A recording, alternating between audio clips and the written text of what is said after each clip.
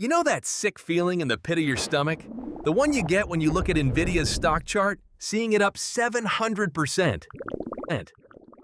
It feels like watching the biggest party of the decade through a frosted window, knowing you weren't invited. You're kicking yourself, thinking, man, the easy money is gone. I missed the boat. It's too late.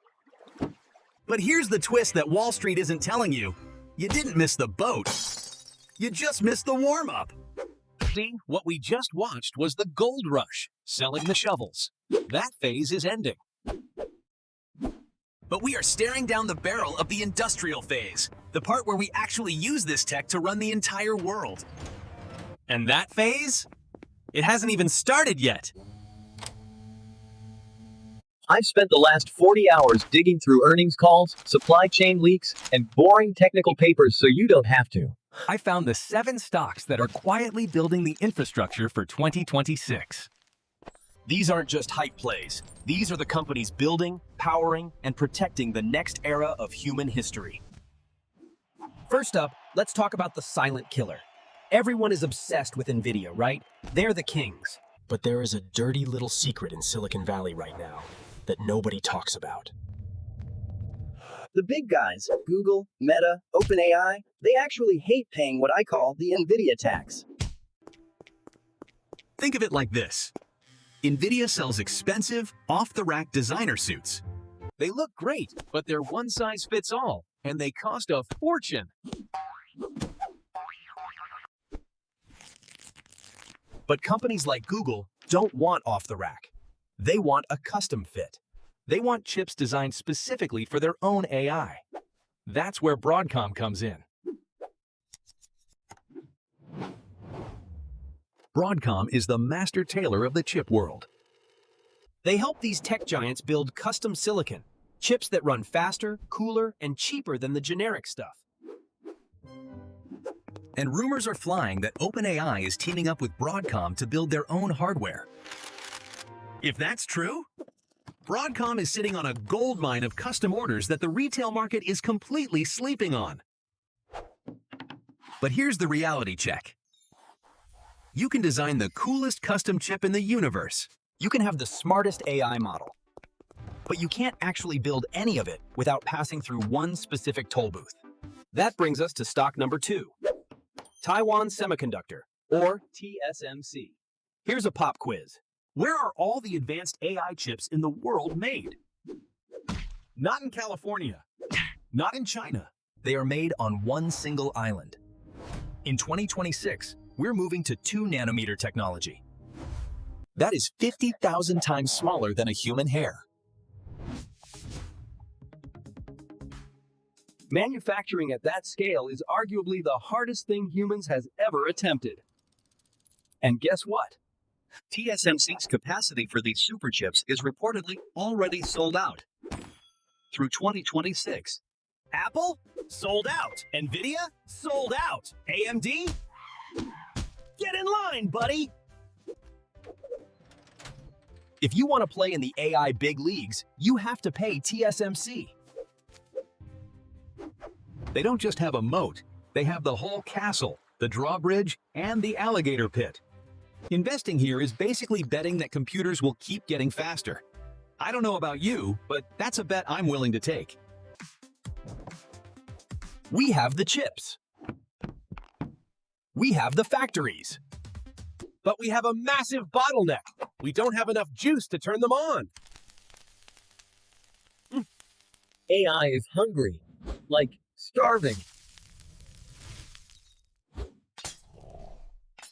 A single conversation with ChatGPT uses 10 times more electricity than a Google search. Multiply that by billions of users, and the power grid just melts. You might think, oh, just use wind or solar. Great idea. Except the sun goes down and the wind stops blowing. AI never sleeps. It needs 100% power, 24/7. That's why stock number 3 is my high conviction play. Constellation Energy. They own the largest nuclear fleet in America. And they just figured out the cheat code for the next decade. It's called co-location. Basically, they are letting tech giants build massive data centers right next door to the nuclear plant. They plug the servers directly into the reactor.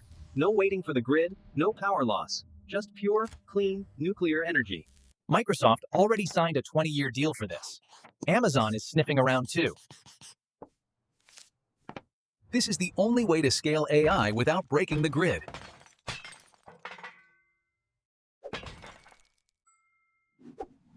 Okay, so we have the chips and the nuclear power. But what are we actually doing with it? We are moving from the chatbot phase, where we ask AI to write funny poems, to the agent phase, where AI does our actual jobs. Stock number 4 is Alphabet.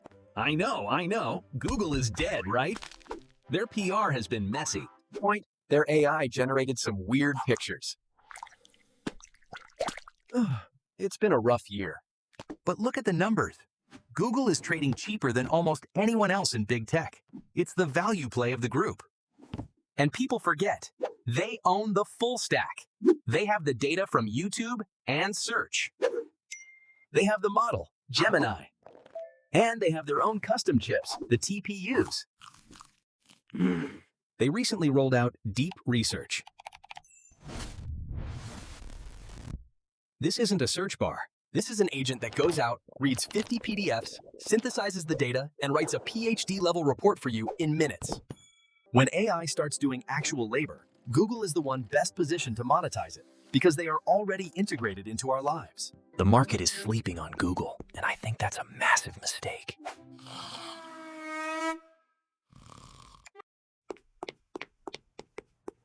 Then you have the king of the workplace, Microsoft. If Google owns your personal life, Microsoft owns your 9 to 5. If you work in an office, you know the pain.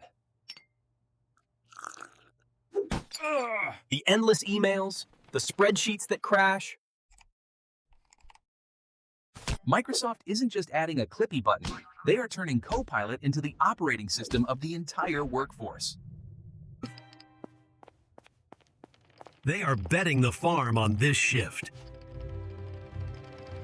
Imagine an AI that doesn't just summarize a meeting, but actually schedules the follow-up, writes the code, and emails the client. And here is the genius part. They are charging $30 per user per month for this. That is pure profit margin.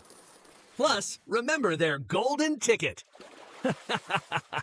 When OpenAI eventually drops GPT-5, Microsoft gets first access. Everyone else waits in line. They have hedged their bets perfectly.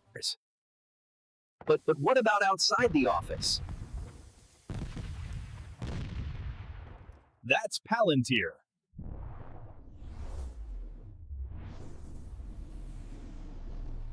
Point into the operating system for American industry.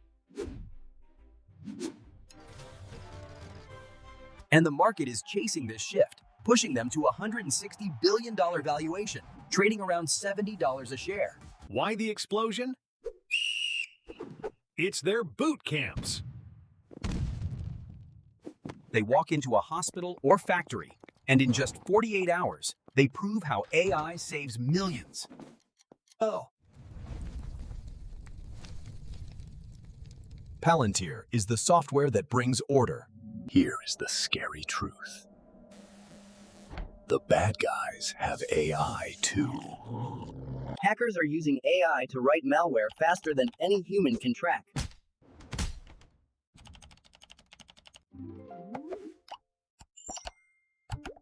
They are creating phishing emails that look perfect. you need an AI defense. That's CrowdStrike. Companies are tired of buying 50 different security tools that don't talk to each other. They want an easy button.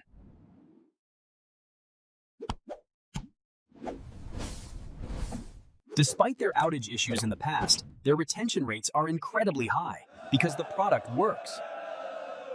As AI agents start moving money and data around automatically, cybersecurity isn't nice to have anymore. It is survival.